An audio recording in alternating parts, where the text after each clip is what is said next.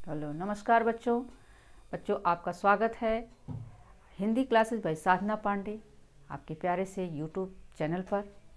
मैं साधना पांडे, हिंदी की शिक्षिका, आपके समक्ष आपके कक्षा 11वीं की आरोह भाग 1 पुस्तक और उसका शीर्षक लेकर प्रस्तुत हूँ, जिसका शीर्षक है आओ मिलकर बचाएं। यह पाठ नंबर 10।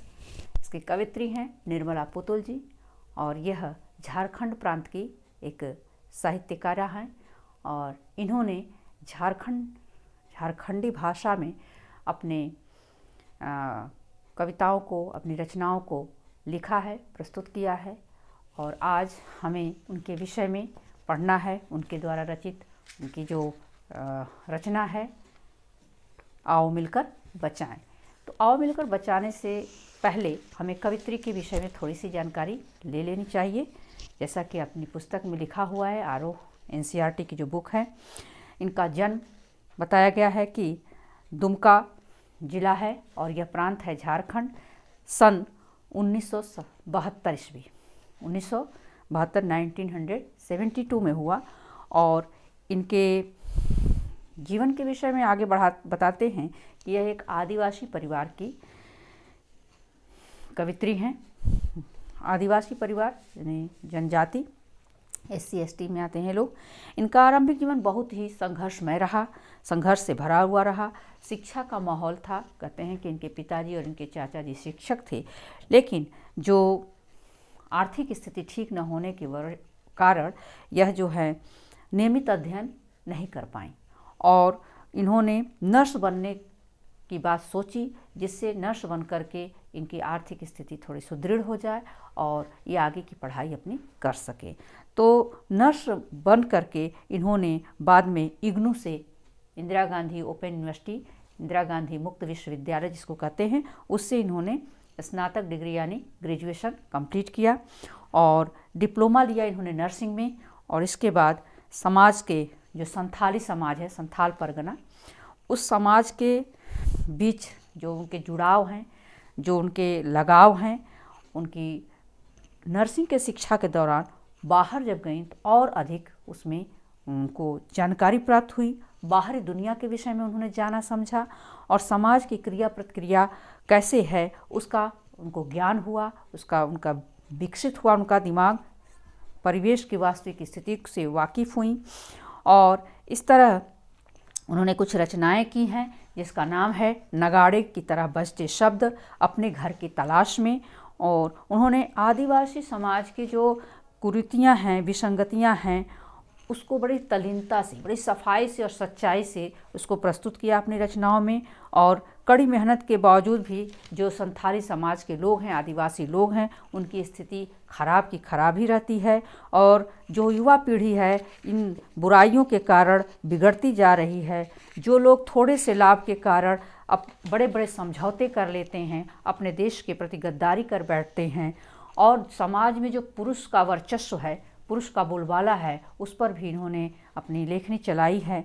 स्वार्थ के कारण जो लोग पर्यावरण को नुकसान पहुंचा रहे हैं, अंधाधुंध जंगलों की कटाई हो रही है, अंधाधुंध खनन हो रहा है, तो इन सब पर भी इन्होंने दृष्टिपात किया है, नज़र दौड़ाया है और लेखनी में लिखा है। शिक्षित समाज सब कुछ जानते हुए भी थोड़े से लोभ में आकर के उस व्यवसायों के, व्यापारियों के हाथों कठपुतली बन गया है। ये सारी स्थितियाँ कविताओं का केंद्र बिंदु रहा है। ये जो पाठ है, इनमें इन्होंने आदिवासी जीवन के कुछ छुए कुछ अनछुए पहलुओं को, उनका जो जीवन चरित्र कैसा है, उसको कलात्मक ढंग से हमारे सामने प्रस्तुत किया है, उससे हमको परिचय कराती हैं और इस संथाली समाज के सकारात्मक और नकारात्मक दोनों बातों को बड़े ही बेबाकी से, बड़े ही सफाई से, बड़ी ही दृढ़ता से उन्होंने प्रस्तुत किया है। और जहाँ एक और सादगी है, भोलापन है, जो संथाली लोग हैं उनका चरित्र कैसा होता है उसके विषय में बताया और वहीं उनका स्वभाव जो है प्रकृति से जुड़ा हुआ रहता है, बड़े कठोर और परिश्रमी होते हैं, मेहनती होते हैं, सकारात्मकता उनके अंदर भरी हुई होती है और दूसरी ओर उनमें अशिक्षा है, कुरीतियाँ हैं, शराब की लत है, जिसकी तरफ उनका ध्यान ज़्यादा होता है और वह उसी के गिरफ्त में आकर के अपना जीवन बर्बाद कर देते हैं। इस कविता के माध्यम से दोनों पक्षों का चित्रण हुआ है। और समाज में उन चीज़ों को बचाने की बात करती हैं जिनका होना स्वस्थ सामाजिक प्राकृतिक परिवेश के लिए अत्यंत आवश्यक है। प्रकृति के विनाश और विस्थापन के कारण आज आदिवासी समाज संकट में है और यह जो कविता का मूल स्वर जो मूल बात है, यह चारों तरफ समाज के उत्थान की बात होती है, उसको बचाने की बात कवित्री कहती हैं। यह जो लिखा इन्होंने है इस संथाली भाषा में लिखा हुआ है, झारखंड प्रांत के कवित्री हैं और इसका हिंदी रूपांतर जो है अशोक सिंह ने किया है। अशोक सिंह हिंदी ट्रांसलेटर किया है इन्होंने, जो हमारे पुस्तक में दिया हुआ है। तो थोड़ा सा परिचय जान लेने के बाद बच्चों अब हम अपने शीर्षक पर आते हैं, टॉपिक पर आते हैं, आओ मिलकर बचाएं। आओ मिलकर बचाएं, ये हम समाज के लोगों से संबोधन करते हुए उनसे प्रार्थना करती हैं, बचाने की बात करती हैं, क्या क्या बचाना है और क्या क्या हमारे समाज से लुप्त हो रहा है, इस पर हम अपनी बातों पर समझेंगे। संथाल समाज की ही बात नहीं करती हैं कवित्री पूरे समाज, पूरे भारतवर्ष की बात करती हैं, जिससे जानने के बाद यह लगता है कि जिस समाज में हम रहते हैं उसके प्रति हमारी ईमानदारी और वफादारी होनी चाहिए, जिससे आने वाली युवा पीढ़ी हमें अच्छे से समझे, हमारे प्रति आदर और उसका सम्मान बढ़े। तो इस तरह कवित्री अनुरोध करती हैं, क्या कहती हैं, आओ मिलकर बचाएं। क्योंकि सिर्फ अकेले, एक कहावत है, अकेला चना भाड़ नहीं फोड़ता। अकेले हम कोई भी कार्य नहीं कर सकते हैं जब तक कि हमारे साथ सभी समाज के लोग न जुटें, जब तक सब लोग एकजुट होकर के कोई दृढ़ संकल्प न लें और किसी भी बुराई और विकृति को दूर करने के लिए जब तक सब लोग तत्पर नहीं होंगे, अकेले की बस की बात नहीं होती है। इसलिए उन्होंने संबोधन किया कि मैं चाह कर ही क्या करूंगी, जब तक पूरे समाज के लोग एकजुट होकर के इस पर पहल नहीं करेंगे, कदम से कदम नहीं मिलाएंगे, तब तक हम कोई भी कार्य संभव नहीं कर सकते। तो चलिए, अपनी बस्तियों को नंगी होने से, शहर की आबो हवा से बचाएं उसे। पहली पंक्ति में कवित्री ने क्या कहा है, अपनी बस्तियों को नंगी होने से, शहर की आबो हवा से। बस्तियों के लोग जो हैं वह दो अर्थ इसमें है नंगी होने से तात्पर्य। एक तो जंगल कटते चले जा रहे हैं, धरती वीरान बिल्कुल साफ होती जा रही है, पेड़ कहीं दिखाई नहीं दे रहे हैं। क्या दिखाई दे रहे हैं वहाँ पे? महल, अट्टालिका, बिल्डिंग्स, फ्लैट्स, कंपनियां, कारखाने, फैक्ट्रियां। तो यह वीरान होती जा रही हैं, जंगल कटते जा रहे हैं। और जब जंगल कट रहे हैं तो हमारे वातावरण में प्रदूषण फैल रहा है, हमारे लिए जो प्राणवायु है वो कम पड़ जा रहे हैं। इसलिए कवित्री कहती हैं कि अपनी बस्तियों को नंगी होने से, शहर की आबो हवा से बचाए। नंगी होने से, और दूसरी शहर की आबो हवा, शहर का जो रहन सहन है, जो कल्चर है, जो प्रभाव है, जो वहाँ का वातावरण है, उससे, शहर के जो चकाचौंध हैं उससे हम छोटे बस्ती में रहने वाले लोगों को बचा कर रखें, दूर रखें। उसका प्रभाव हमारे बस्ती के, हमारे गांव के रहने वाले भोले भाले लोगों पर ना पड़े। वेस्टर्न कल्चर यानी पाश्चात्य सभ्यता का हम अनुसरण कर रहे हैं। शहरों में क्या है कि जितने शॉर्ट्स, जितने छोटे छोटे कपड़े पहनने में वो अपनी बड़ी समझदारी दिखा रहे हैं।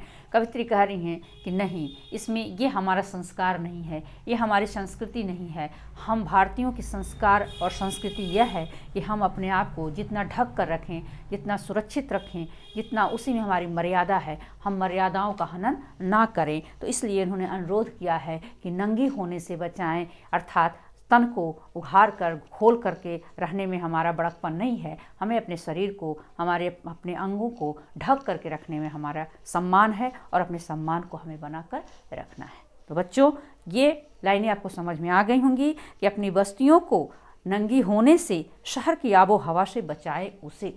शहर की आबो हवा से किसे? जो गांव में, जो बस्तियों में रहने वाले लोग हैं, उन शहर के लोगों से दूर रखें, उनका प्रभाव इन पर ना पड़ने दें। ठीक है। अब आगे क्या कहती हैं, बचाएं डूबने से पूरी की पूरी बस्ती को हड़िया में। अब यहाँ पर नशे की लत में, नशे के जो आदी लोग हैं उनके लिए बताया है कि बचाएं उनको जो पुरुष वर्ग है, जो नशे की धुत में, नशे के लत में पड़ करके मदिरा शराब का सेवन करके अपना पूरा जीवन बर्बाद कर देता है, उसके लिए कोई भी काम नहीं है। सिर्फ और सिर्फ काम क्या होता है? दारू पीना और जुआ खेलना और मस्त होकर के सो जाना और बीमारी में ग्रसित होना और फिर शरीर को मृत्यु को प्राप्त हो जाना। तो बचाएं डूबने से पूरी की पूरी बस्ती को हड़िया में। हड़िया यानी शराब का कारखाना। बच्चों, आपको पता होना चाहिए कि जो झारखंड प्रांत है वहाँ पर महुआ के जो जंगल हैं वो अधिक मात्रा में होते हैं और महुआ से ही शराब बनाई जाती है।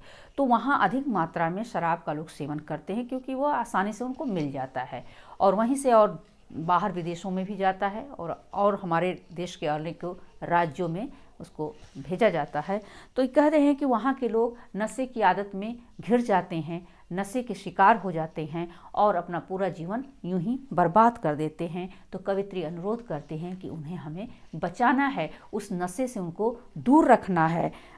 हड़िया नामक यानी अब जब वो नशे के शिकार हो जाते हैं तो उनका शरीर हड्डियों का ढांचा मात्र रह जाता है, तो हड्डियों का ढांचे पर मांस नहीं चढ़ पाता क्योंकि वो नशे के शिकार हो चुके हैं और हड्डियां उनकी धीरे धीरे शरीर में मांस जो है गलता चला जाता है और विभिन्न प्रकार की बीमारियों से वो ग्रसित हो जाते हैं। इसलिए उन्हें जो है इस नशे की जो आदत है उससे उनको दूर रखना है, छुटकारा दिलाना है या मुक्त कराना है। नशा मुक्ति केंद्र तमाम प्रकार के जगह जगह सरकार की योजनाओं के तहत खुलते जा रहे हैं और लोगों को इनसे तमाम प्रकार की बीमारियों से दूर किया जा रहा है। सरकार का प्रयास जारी है, लेकिन हम जब तक जागरूक नहीं होंगे, हम अपने स्वास्थ्य के प्रति जब तक सचेत नहीं होंगे, तब तक ये सभी नशा मुक्ति केंद्र या राज्य सरकार या केंद्र सरकार के द्वारा जो योजनाएं चलाई जा रही हैं तब तक सफल नहीं होंगी, जब तक कि हम खुद के लिए चिंतन न करें, खुद के लिए न सोचें। तो बचाना है नशे से और शहर की आबो हवा से, उस तरह के जो पाश्चात्य जो संस्कृति और सभ्यता का हम नकल कर रहे हैं उससे हमें बचना है। तीसरी चीज़ क्या कहती हैं? अपने चेहरे पर संथाल परगना की माटी का रंग, भाषा में झारखंडीपन जो लुप्त हो रहा है, लुप्त प्राय हो रहा है। लोग शहरों की तरफ पलायन कर रहे हैं और शहरी बन करके रह जा रहे हैं। तो इस तरफ कवित्री ने सचेत किया है कि हमें अपने गांव से, अपने घर से, अपनी बस्ती से जुड़ा रहना चाहिए। अपने चेहरे पर संथाल परगना की माटी का रंग यानी जनजाति जो है, संथाल जनजाति के जो लोग हैं वह वहाँ उस गांव को, कुनबा को परगना कहते हैं, ब्लॉक कह लीजिए आप। और माटी का रंग, वहाँ का जो माटी है वह मिट्टी हमारे सोंधी सोंधी मिट्टी, उसका रंग, उसकी जो हमारी पहचान है। कहने का तात्पर्य है कि हमारी जो पहचान है, पहचान लुप्त न हो, किसी से हम अपनी पहचान न बताएं, लोग देखकर हमें जान जाएं कि हम यहाँ के रहने वाले हैं, यहाँ के निवासी हैं। हमारी बोल भाषा, हमारा रहन सहन, हमारी वेशभूषा से पहचान में आ जाएं, हमें बताने की आवश्यकता ना पड़े। तो कहा कि भाषा में झारखंडीपन, हम अपनी मूल जड़ को न भुलाएं, क्योंकि जब हम अपने जड़ को भुला देंगे तब हम कहीं के नहीं रहेंगे। तो अपना अस्तित्व, अपना अजूद, अपना महत्व बनाने के लिए हमें अपने गांव घर से जुड़े रहना ही बहुत ज़रूरी है। तो कह रहे हैं अपने चेहरे पर संथाल परगना की माटी का रंग और भाषा में झारखंडीपन, ये भी हमें बचा कर रखना है, इसे गायब नहीं होने देना है। आगे क्या कहती हैं कवित्री? ठंडी होती दिनचर्या में जीवन की गर्माहट, मन का हरापन, भोलापन, दिल का अक्खड़पन, जुझारूपन भी। आगे क्या बचाने के अनुरोध करती हैं? ठंडी होती दिनचर्या में जीवन की गर्माहट यानी दिनचर्या, डेली रूटीन में हम बिल्कुल निराशावादी हो चुके हैं। सब लोगों पर हमारा जो है कि विश्वास उठता जा रहा है, अविश्वास का दौर चल रहा है। ठंडी होती दिनचर्या में कोई उत्साह नहीं है, कोई उमंग नहीं है, कोई जोश नहीं है। बस सुबह उठे, अपने काम पर गए, काम से फिर घर पर आ गए, बस यही हमारा डेली का रूटीन हो गया है। तो जीवन की गर्माहट क्या है? उत्तेजना, हमारी ऊर्जा, हमारी चेतना, हमें जीवन में आशावादी होने का ये संकेत देती हैं। इसे हमें निराशावादी हमें नहीं होना है। मन का हरापन से क्या तात्पर्य है? मन में खुशी हो, चारों तरफ खुशी का माहौल हो, सुख और संपन्नता भरा जीवन हो, किसी प्रकार का दुख और दरिद्रता हमारे समाज में, हमारे घर में, हमारे परिवेश में ना हो। तो कह रहे हैं कि मन का हरापन, जो मन चारों तरफ हरियाली है, सुख समृद्धि से भरा हुआ है, हंसी खुशी का माहौल है, तो यह हमारा दूर ना होने पाए। हमारा यह हरापन या अर्थात हमारा सुख हमारी सुविधाएं हमसे दूर ना होने पाएँ, हमसे समाप्त ना होने पाए। और जो संथाल परगना आदिवासी लोगों का जो स्वभाव है, दिल का भोलापन, वो दिल से बड़े भोले भाले होते हैं। उनके अंदर छल प्रपंच धोखाधड़ी नहीं होती है, लेकिन कहीं ना कहीं वो अपने अपने वजूद के लिए, अपने अधिकार के लिए अक्खड़पन, जुझारूपन भी अड़ जाते हैं, अक्खड़ हो जाते हैं और किसी कार्य में वो लग जाते हैं, जुझ जाते हैं, उससे पीछे नहीं हटते हैं। तो यह स्वभाव उनका बना होना चाहिए। किसी के दबाव में, किसी के डर में आकर के अपना यह स्वभाव वह समाप्त न करें। तो ये सा इन्होंने अनुरोध किया है। अब आते हैं अगले पृष्ठ पर। पेज नंबर 182 में दिया है कि आगे और क्या बचाने का अनुरोध किया है। भीतर की आग, धनुष की डोरी, तीर का नुकीलापन, कुल्हाड़ी की धार, जंगल की ताज़ा हवा, नदियों की निर्मलता, पहाड़ों का मौन, गीतों की धुन, मिट्टी का सौंधापन, फसलों की लौलहाट। अभी और क्या हमें बचा कर रखना है जो हमारे बीच से गायब होता जा रहा है। तो कह रहे हैं भीतर की आग, भीतर की जो उत्तेजना है, जो हमारा क्रोध है, जो हमारे गुस्सा है, जो हम शत्रु को देख करके उस पर तुरंत आक्रोशित हो जाते हैं और अपने हथियार लेकर के उसको मारने के लिए तैयार हो जाते हैं, तो यह हमारा बना रहना चाहिए। भीतर की आग हमें शांत नहीं रखनी है, भीतर की आग को जलाए रखनी है। धनुष की डोरी उनका एक अपना हथियार है, धनुष बाण, तीर धनुष जिस अपने पास हमेशा रखते हैं आदिवासी। तो कह रहे हैं कि धनुष की डोरी प्रत्यंचा चढ़ी रहे, डोरी बिल्कुल टाइट रहे, तनी हुई रहे, और तीर का नुकीलापन, उसमें धार लगी रहे, नुकीलापन बना रहे, उसमें वो कुंद ना हो जाए, जंक ना लग जाए। तो तीर का नुकीलापन, कुल्हाड़ी की धार, कुल्हाड़ी भी लकड़ी काटने के काम में आती है, तो कुल्हाड़ी की जो धार है वो धारदार हो, धार बनी रहे, धार समाप्त ना हो। और जंगल की ताज़ा हवा, कुल्हाड़ी की धार यानी जो भी उनके हथियार हैं वो हमेशा तैयार रहें, उसका प्रयोग करते रहें। जब प्रयोग करेंगे तब वह खराब नहीं होंगे, और जैसे ही उनके सामने कोई उनके विपक्ष में आता है या उसकी ज़रूरत पड़ती है तो उसका वो प्रयोग करें और वह पूरा अपना उसका रिजल्ट सामने दे, उसका परिणाम क्या होना चाहिए वो सामने आ जाए। और क्या, जंगल की ताज़ा हवा, जंगल कटते जा रहे हैं उसकी तरफ संकेत किया है कवित्री ने कि जो ताज़ा हवा हमें मिलती है जंगलों से, जंगल को हमें बचा कर रखना है। जो हमारे लिए प्राणवायु है, जो हमारे लिए ऑक्सीजन देता है, हम सांस ले सकते हैं खुले वातावरण में, तो इस जंगल को बचा कर रखना है। हवा हमें प्राप्त करनी है क्योंकि हम जीवित हैं, तो हमें हवा की आवश्यकता है। अगर ऑक्सीजन नहीं है तो हमारा जीवन नहीं है। नदियों की निर्मलता, हम मनुष्य जो जंगलों को काटते चले जा रहे हैं, हम मनुष्य जो नदियों को अपवित्र करते जा रहे हैं, उसमें गंदगी फैलाते जा रहे हैं, उसमें अपशिष्ट ला करके विभिन्न प्रकार के कारखानों और फैक्ट्रियों के उसमें डालते जा रहे हैं, और गली घरों की जो है नालियाँ उसमें बहती जा रही हैं, यहाँ तक कि शव भी उसमें प्रवाहित कर देते हैं। इस तरह बहुत सी चीज़ें हम अनजाने में ही, जानने में अनजाने में जैसे भी है कर रहे हैं, तो ये हमारी सबसे बड़ी गलती है। इसको हमें नहीं करना चाहिए। कवित्री संकेत करती हैं कि नदियों की निर्मलता और स्वच्छता को हम मनुष्यों को ही बना कर रखना है, बचा कर रखना, उसे गंदा नहीं करना है, क्योंकि नदियाँ बड़ी पवित्र हैं और हमारे लिए जल का प्रबंधन करती हैं। इसलिए अब क्या कहती हैं कि पहाड़ों का मौन, गीतों की धुन। पहाड़ जो है, पहाड़ों के चट्टानों को हम तोड़ते जा रहे हैं, पहाड़ों पर भी बहुत से बिल्डिंग्स और बहुत से रेस्टोरेंट, बहुत से जो है टूरिस्ट पैलेस बनाते जा रहे हैं। तो ये चीज़ें क्या है, पहाड़ों का हनन हो रहा है, पहाड़ों को काटा जा रहा है। तो पहाड़ों की मौन, पहाड़ों पर भी लोग जा कर के वहाँ पर उछल कूद कर रहे हैं, वहाँ शांति भंग हो रही है। पहले हमारे ऋषि महर्षि जाते थे वहाँ पर, तपस्या करते थे, शांत वातावरण में रह करके सिद्ध हासिल करते थे, सिद्धि प्राप्त करते थे। तो यह मौन को हमें बना कर रखना है कि वहाँ का वातावरण शांत रहे। और गीतों की धुन, जो गीतों की धुन है, धुन में क्या है, कहीं लोकगीत का धुन है, तो कहीं आपके लोकगीत में आते हैं बहुत से गीत, कजली है, कहीं फगुआ है, कहीं ये सब हमारे समाज से अब लुप्त होते जा रहे हैं। तो इन्होंने कहा कि लोकगीतों का धुन हमारे समाज में आज भी बना रहना चाहिए, उसे गायब नहीं होने देना चाहिए, क्योंकि युवा पीढ़ी पॉप म्यूजिक और वेस्टर्न जो म्यूजिक हैं और जो रिमिक्स हैं उसको ज़्यादा पसंद करते हैं। तो हमें अपने लोकगीत को भी पसंद करना चाहिए, उसको भी बरकरार रखना चाहिए, क्योंकि ये हमारी धरोहर है, यही हमारी पहचान है। उसकी तरफ संकेत किया है कि उसे गायब नहीं होना देना चाहिए, उसे बचा कर रखना चाहिए। ठीक, आगे क्या कहती हैं, मिट्टी का सोंधापन, फसलों की लहलहाट।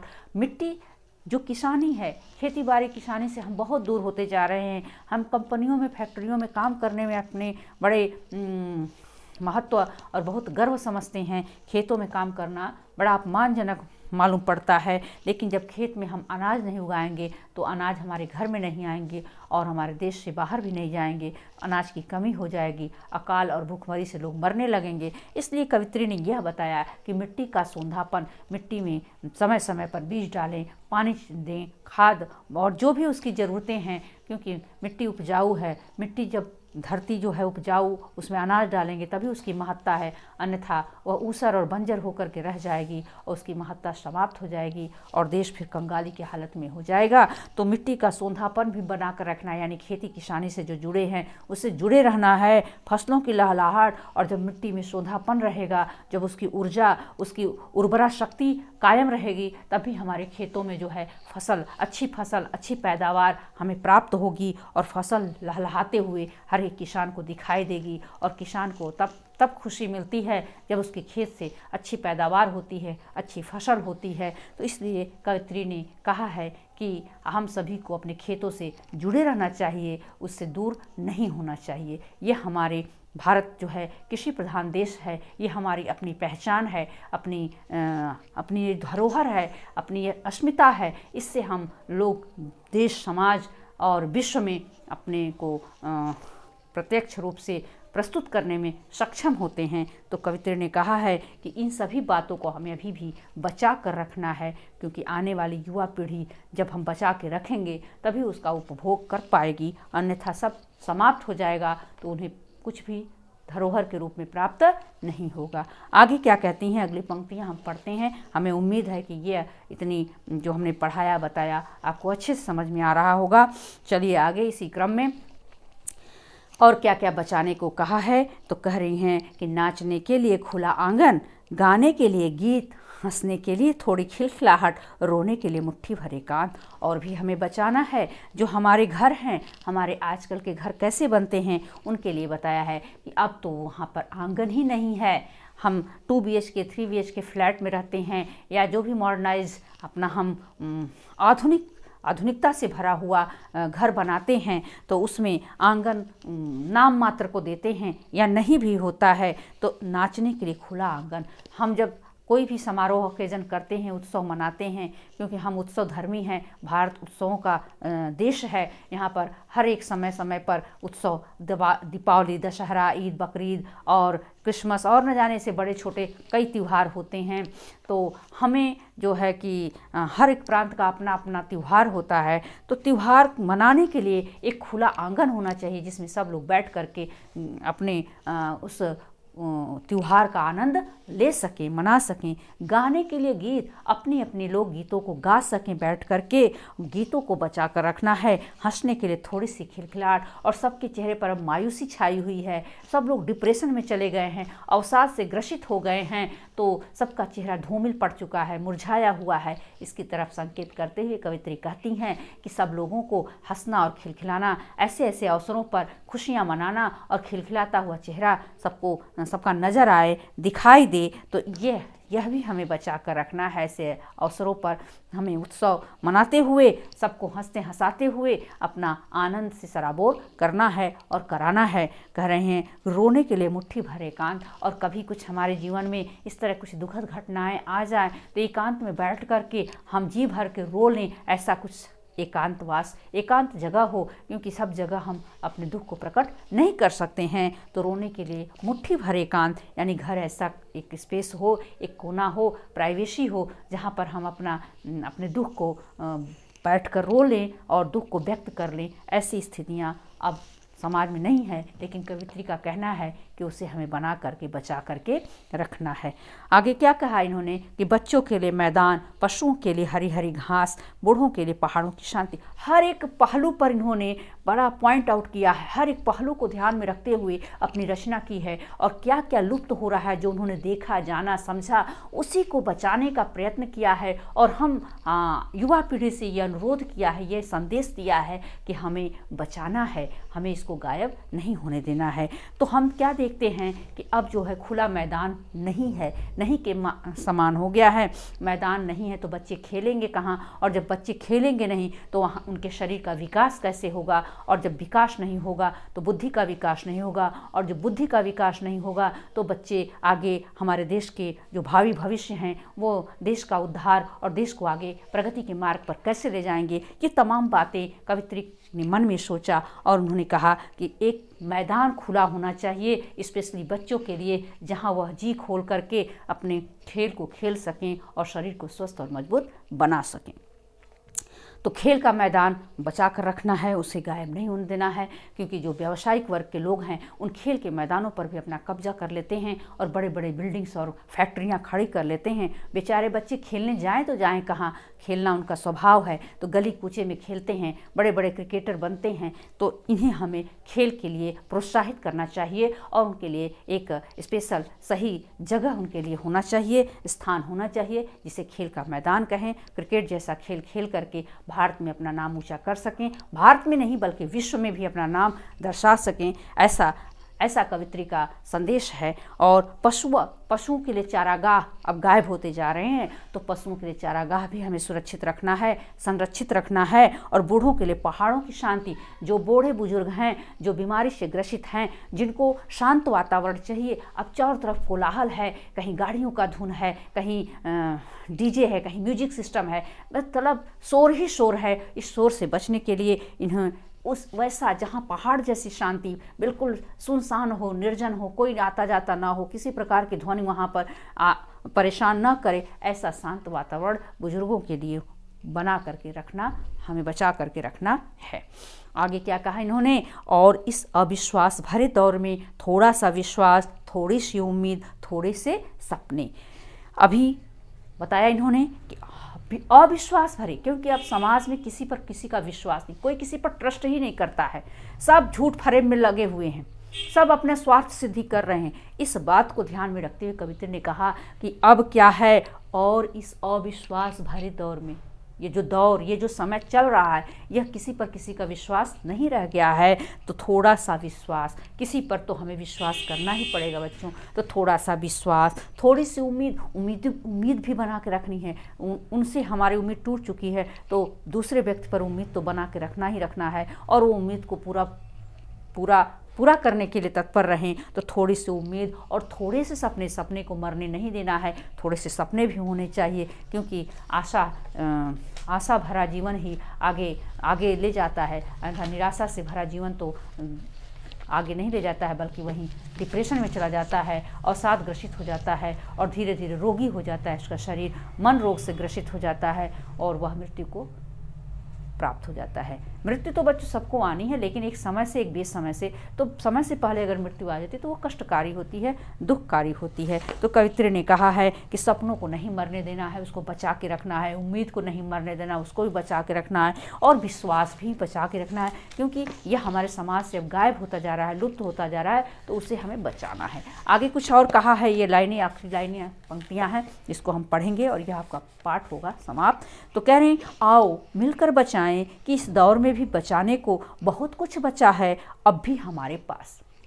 आखिरी 4 लाइनें में क्या कहा, आओ मिलकर बचाएं, हे मेरे देशवासियों, हे मेरे समाज के लोगों, आओ मेरे साथ मिल करके, आओ मिलकर हम सब लोग इस पर अभियान चलाएं, इस पर कार्य करें और बचाएं। अभी क्या है कि इस दौर में भी बचाने को बहुत कुछ बचा है। इस समय में भी, यह जो कलयुग चल रहा है, इसमें भी, वर्तमान समाज में भी, वर्तमान समय में भी अभी हमारे पास बहुत कुछ ऐसा है जो लुप्त हो गया, गायब हो गया, उसकी बात छोड़िए, जो अभी है वर्तमान समय में, प्रेजेंट टाइम में उसको हमें बचाकर, संभाल कर, संरक्षित करके रखना है। और कुछ बचा है अब भी हमारे पास बहुत कुछ बचा है जिसको हम संभाल करके, बचा करके रख सकते हैं। बस हमें जागरूक होना है, हमें उसके प्रति सतर्क होना है, सचेत होना है। जब प्रत्येक व्यक्ति इस बात से वाकिफ़ होगा, प्रत्येक व्यक्ति को यह बात समझ में आ जाएगी, तो हमारा जो बचा हुआ धरोहर के रूप में हमारे पूर्वजों ने हमको दे रखा है वह बचा हुआ रहेगा, जिससे आने वाली पीढ़ी उसका उपभोग कर सके, उसको जान सके, समझ सके। ऐसी उम्मीद, ऐसी आशा के साथ कवित्री ने हम समाज के और देश के लोगों से निवेदन करती हैं, संदेश देती हैं कि जो हमारे समाज में बचा हुआ है उसे हमें बचाना है, उसे संरक्षित रखना है, उसे हमें गायब नहीं होने देना है। और हमारा जो अस्तित्व है, जो हमारी अपनी पहचान है, उसको भी हमें बचाकर, संभाल करके आगे बढ़ते जाना है। तो बच्चों, ये पाठ आपको बहुत अच्छे से समझ में आ गया होगा। मुझे उम्मीद है कि आपने अच्छे से समझा होगा और इस वीडियो को अच्छे से पढ़ेंगे। इससे क्वेश्चंस आप आराम से कर सकेंगे। आपकी परीक्षा में प्रश्न आ सकते हैं इस पाठ से, तो आप अध्ययन अच्छे से करें और डाउट सेक्शन में जाकर के कुछ प्रॉब्लम हो तो उससे भी आप अपना डाउट शेयर कर सकते हैं, कमेंट कर सकते हैं। और आपका ये काव्य खंड तो समाप्त हो गया। मिलेंगे फिर अगले वीडियो में, तब तक के लिए धन्यवाद।